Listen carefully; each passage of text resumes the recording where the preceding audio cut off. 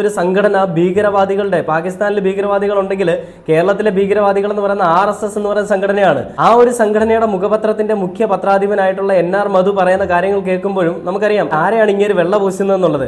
ആ വേടന്റെ വരികൾ എടുത്തു കാണിക്കുന്നത് ഈ പറയുന്ന തന്തയില്ലായ്മ ചെയ്തത് തന്നെയാണ്. ആ തന്തയില്ലായ്മ ചെയ്തത് പോരാഞ്ഞിട്ട് അതിനെ പറയുമ്പോഴാണ് ഉമാർക്ക് ഇത്ര പ്രശ്നം. നാണം ഉണ്ടോടെ കളവാതെ എനിക്ക് ഇത് ഈ ഒരു വർത്തമാനം പറഞ്ഞുകൊണ്ട് മുന്നിലേക്ക് വരാൻ. അവൻ പറയുന്ന വേടൻ സമൂഹത്തിൽ ആരോ സ്പോൺസർഷിപ്പിന്റെ ബേസിൽ ഈ പറയുന്ന വേടൻ ഈ പറയുന്ന രീതിയിലുള്ള ഈ രാജ്യദ്രോഹം ചെയ്യുന്ന അല്ലെങ്കിൽ ഈ സമൂഹത്തിലേക്ക് മറ്റുള്ള പ്രശ്നങ്ങൾ കുത്തിത്തിരി കയറ്റാൻ ശ്രമിക്കുന്നു എന്നൊക്കെയാണ്. ആ വേടൻ വന്ന പശ്ചാത്തലമാണ് വേടൻ വരച്ചു കാണിക്കുന്നത്. ആ വേടൻ ജനിച്ചു വളർന്ന ജീവിത പശ്ചാത്തലങ്ങളും വേടൻ അനുഭവിച്ചിരുന്ന വർണ്ണവിവേചനങ്ങളും ഒക്കെയാണ് വേടന്റെ കവിതകളിൽ പ്രതിപാദിക്കുന്നത്. അത് കേൾക്കുമ്പോൾ എന്തിനാണ് മധു ഇത്ര വിഷമം? അല്ലെങ്കിൽ RSSലുള്ളവന്മാർക്ക് ആദ്യമേ കുരുപൊട്ടിയത് സുജയ എന്ന് പറയുന്ന ഒരു അവതാരകയുണ്ട് റിപ്പോർട്ട് ചാനൽ. ഈ സുജയ്ക്ക് കുരുപൊട്ടുന്നത് എന്താ?